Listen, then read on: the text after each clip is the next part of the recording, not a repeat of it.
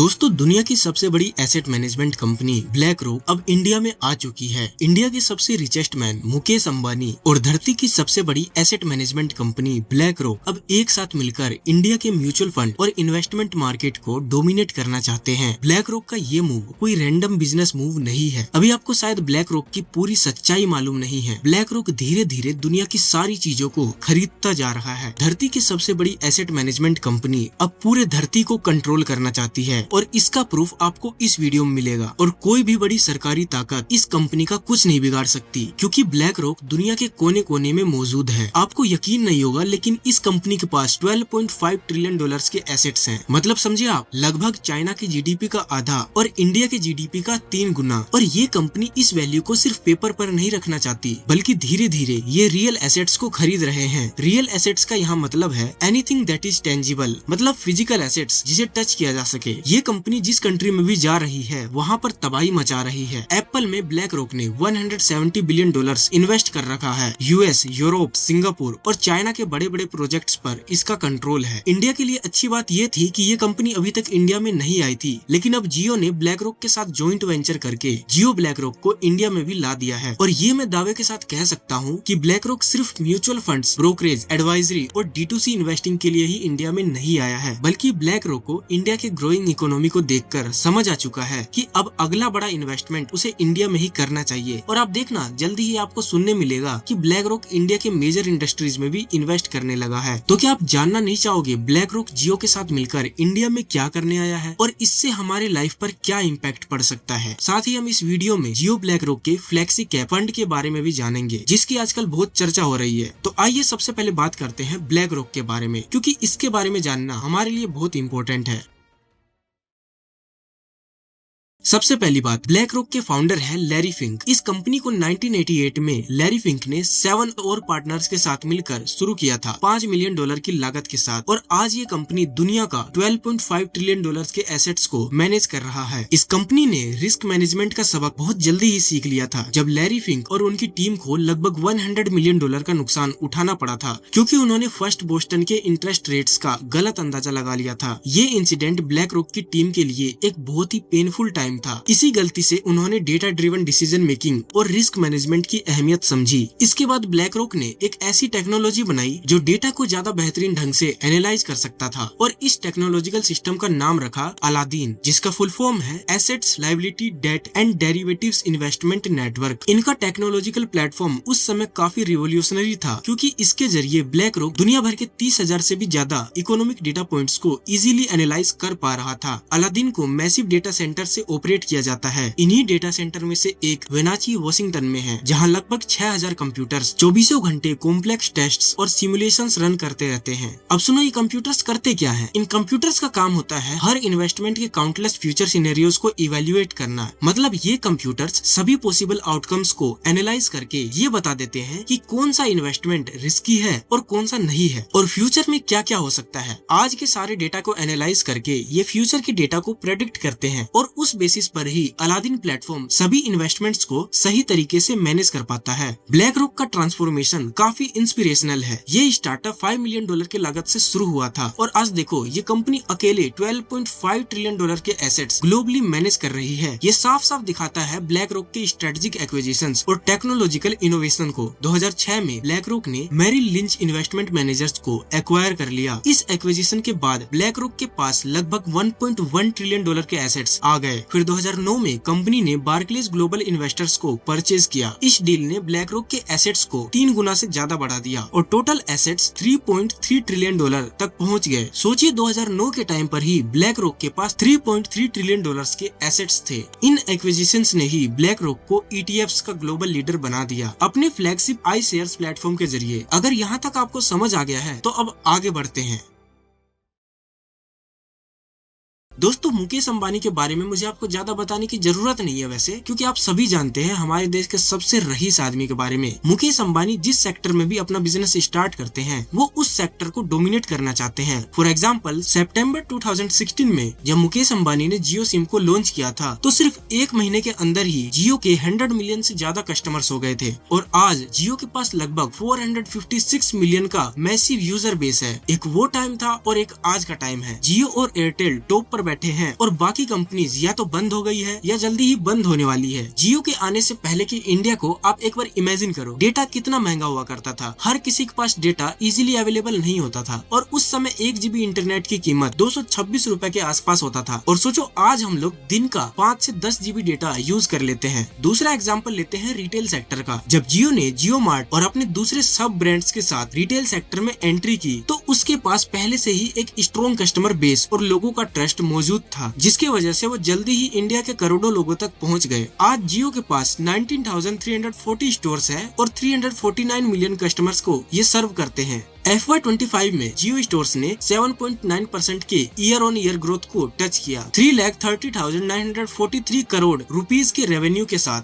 इस सेक्टर में तबाही मचाने के बाद जियो आया एंटरटेनमेंट सेक्टर में। सबसे पहले जियो सिनेमा और फिर जियो हॉटस्टार दोनों प्लेटफॉर्म को इंडिया के कोने कोने तक पहुंचाया अपने स्ट्रेटेजिक डिसीजंस और IPL के हेल्प से। फिर मुकेश अंबानी चाइना के सीन को भी इंडिया में लेकर आए और भी कई सेक्टर्स में कई नए ब्रांड्स को एक्वायर करके मुकेश अंबानी हर सेक्टर में घुसते चले गए। और जिस सेक्टर में भी ये कदम रख देते हैं बाकी कॉम्पिटिटर्स की हवा टाइट हो जाती है, क्योंकि मुकेश अंबानी को इंडिया के कस्टमर्स के बारे में डीप नॉलेज है। और अब जियो फाइनेंस सेक्टर में भी आना चाहता है। जुलाई 2023 में मुकेश अंबानी ने ब्लैक रॉक के साथ मिलकर जियो ब्लैक रॉक अनाउंस किया और जुलाई 2025 में लॉन्च के जस्ट 3 दिन के अंदर ही जियो ब्लैक रॉक ने $2.1 बिलियन की फंडिंग रेज कर ली। तो चलो अब वीडियो के मेन पॉइंट पर आते हैं और समझते हैं ब्लैक रॉक और जियो के इस जॉइंट वेंचर को डिटेल में और फ्लेक्सी कैप फंड के बारे में भी आगे जानेंगे। ब्लैक रॉक अपनी जबरदस्त टेक्नोलॉजी लेकर आया है जिससे आपका पैसा ऑटोमेटिकली ही सही स्टॉक में इन्वेस्ट हो जाएगा और आपको कम से कम रिस्क होगा। जुलाई 2023 में जियो फाइनेंशियल सर्विसेज और ब्लैक रॉक ने मिलकर एक ग्राउंड ब्रेकिंग अनाउंसमेंट किया। दोनों बड़ी कंपनीज ने मिलकर 50-50 का जॉइंट वेंचर अनाउंस किया और जियो ब्लैक रॉक स्टार्ट किया। इस पार्टनरशिप की खास बात ये थी कि एक कंपनी दुनिया की सबसे बड़ी एसेट मैनेजमेंट कंपनी है और दूसरी इंडिया की सबसे बड़ी बिजनेस एंटिटी। जियो के पास मैसिव डिजिटल रीच और इंडियन कंज्यूमर्स की डीप अंडरस्टैंडिंग है और दूसरी तरफ ब्लैक रॉक के पास ग्लोबल इन्वेस्टमेंट एक्सपर्टीज और एडवांस्ड टेक्नोलॉजिकल प्लेटफॉर्म है। जियो के पास 460 मिलियन टेलीकॉम सब्सक्राइबर्स हैं, एक्सटेंसिव रिटेल प्रेजेंस है और डिजिटल इंफ्रास्ट्रक्चर है। मतलब जियो का पहुंच इंडिया के कोने कोने में है। और दूसरी तरफ ब्लैक रॉक के पास sophisticated investment strategies, powerful Aladdin platform और $12.5 ट्रिलियन के एसेट्स ग्लोबली मैनेज करने का एक्सपीरियंस है। दोनों कंपनी साथ मिलकर digital first, low cost, large scale asset management company बन सकती है जो स्पेसिफिकली इंडियन इन्वेस्टर्स के लिए बनाया गया है। जियो ब्लैक रॉक ने लॉन्च होते ही सेबी से मल्टीपल अप्रूवल्स ले लिए। जून 2025 में इन्वेस्टमेंट एडवाइजर रजिस्ट्रेशन, मई 2025 में म्यूचुअल फंड बिजनेस और ब्रोकरेज लाइसेंसिंग जैसे अप्रूवल भी ले लिए गए हैं। जुलाई 2025 में जब डेब्यूट फंड लॉन्च हुआ तो इसने एक्स्ट्रा ऑर्डिनरी रिजल्ट्स दिखाए। सिर्फ 3 दिन के अंदर ही मार्केट से $2.1 बिलियन रेज कर लिया। इसमें 90 से ज्यादा इंस्टीट्यूशनल इन्वेस्टर्स और 67,000 से ज्यादा रिटेल पार्टिसिपेंट्स शामिल थे। लॉन्च के तुरंत बाद ही मिली इस बड़ी सक्सेस ने जियो ब्लैक रॉक को इंडिया की टॉप 15 सबसे बड़ी एसेट मैनेजमेंट कंपनीज में ला खड़ा किया, डेट एसेट्स अंडर मैनेजमेंट के बेसिस पर। सितंबर 2025 में जियो ब्लैक रॉक ने अपना पहला active equity fund flexi cap launch किया जो systematic active equity SAE technology से पावर्ड है। इस इनोवेटिव टेक्नोलॉजी की मदद से हम लगभग 750 इंडियन स्टॉक्स को एनालाइज कर सकते हैं 400 से ज्यादा इंडिया स्पेसिफिक सिग्नल्स के थ्रू। ये process artificial intelligence, machine learning और ह्यूमन एक्सपर्टीज का परफेक्ट कॉम्बिनेशन होगा। पेटीएम मनी की पार्टनरशिप के जरिए जियो ब्लैक रॉक अब और भी ज्यादा लोगों तक पहुंच रहा है क्योंकि उसके फंड्स अब इंडिया के सबसे बड़े रिटेल फिनटेक प्लेटफॉर्म पर अवेलेबल हैं। आप और हम सिर्फ 500 रुपए से अपना इन्वेस्टमेंट शुरू कर सकते हैं। इससे लाखों आम इन्वेस्टर्स को डिजिटल चैनल्स के थ्रू फंड्स तक सीधी और आसान पहुंच मिलती है और वो भी बिना किसी ट्रेडिशनल मिडिल मैन के।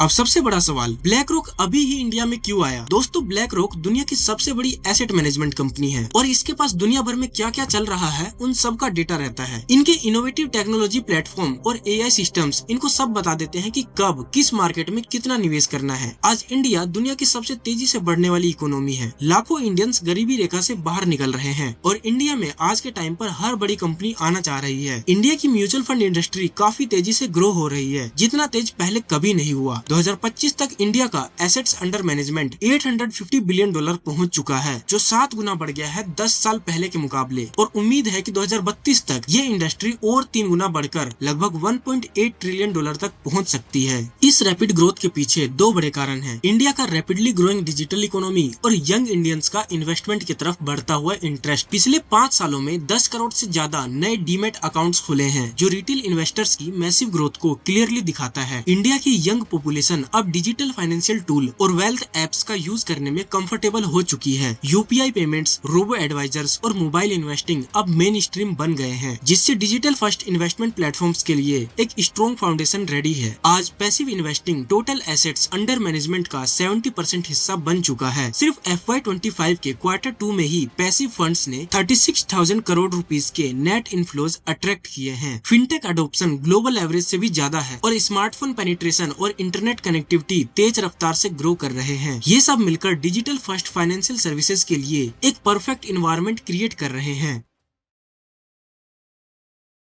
चलो अब बात करते हैं जियो ब्लैक रॉक के फ्लेक्सी कैप फंड के बारे में। क्या कभी आपने सोचा है काश कोई ऐसा प्लेटफॉर्म होता जो हमारे पैसों को मल्टीपल जगह इन्वेस्ट कर दे और हमें ज्यादा दिमाग न लगाना पड़े। वही है जियो ब्लैक रॉक का flexi cap fund. Flexi cap का काम है आपके इन्वेस्टमेंट्स को ऑटोमेटिकली मार्केट कंडीशंस के हिसाब से एक स्टॉक से दूसरे स्टॉक में शिफ्ट करना, ताकि आपका नुकसान मिनिमम हो और रिटर्न्स ऑप्टिमाइज हो। चलिए अब हम इसे डिटेल में समझते हैं। सबसे पहली बात कि ये फ्लेक्सी कैप होता क्या है। फ्लेक्सी कैप का मतलब है कि ये फंड किसी भी साइज की कंपनी में इन्वेस्ट कर सकता है, लार्ज कैप, मिड कैप या स्मॉल कैप, मतलब बिग, मीडियम और स्मॉल कंपनीज में। बाकी फंड्स के फिक्स्ड रूल होते हैं कि कितना इन्वेस्ट करना है हर कैटेगरी में, लेकिन फ्लेक्सी कैप फंड मैनेजर आपके पैसों को फ्रीली शिफ्ट कर सकता है जहां भी उसको बेस्ट अपॉर्चुनिटी दिखता है। ये फंड 65 से 100% स्टॉक में इन्वेस्ट करता है और स्टेबिलिटी के लिए अप टू 35% सेफर ऑप्शन जैसे बॉन्ड्स और फिक्स डिपॉजिट्स में रख सकता है। एक्स्ट्रा डाइवर्सिफिकेशन के लिए ये fund up to 10% REITs, real estate investment trusts में भी इन्वेस्ट कर सकता है। Flexi cap systematic active equity SAE technology का यूज करता है, जो एक सुपर स्मार्ट असिस्टेंट की तरह काम करता है। ये human expertise, AI and machine learning और अल्टरनेटिव डेटा सोर्सेज का यूज करके आपके फंड को सही जगह इन्वेस्ट करता है और टाइम टू टाइम फंड्स को शिफ्ट करता रहता है जहां भी बेस्ट अपॉर्चुनिटी दिखता है। ये फंड ब्लैक रॉक का अलादीन प्लेटफॉर्म यूज करता है, जो एक फाइनेंशियल सुपर कंप्यूटर की तरह काम करता है। ये फंड 750 प्लस इंडियन स्टॉक्स को 400 प्लस इंडिया स्पेसिफिक सिग्नल्स के जरिए एनालाइज करता है। हर वीक ये thousands of stress test perform करता है और पोर्टफोलियो को वीकली रीबैलेंस करता है और डिसाइड करता है कि कौन से स्टॉक बाय करने हैं और कौन से सेल करने हैं। साथ ही ये 5000 plus risk factors continuously track करता है, जैसे इंटरेस्ट रेट्स, पॉलिटिकल चेंजेस और करेंसी फ्लक्चुएशंस, ताकि आपके इन्वेस्टमेंट्स सेफ और ऑप्टिमाइज रहें। अभी के लिए इसको इतना ही रखते हैं। अगर इस वीडियो से आपने कुछ नया सीखा तो वीडियो को लाइक जरूर करना और बिजनेस रिलेटेड कंटेंट में इंटरेस्टेड हो तो सब्सक्राइब भी कर लेना। 1 सेकंड का काम है, कर ही दो।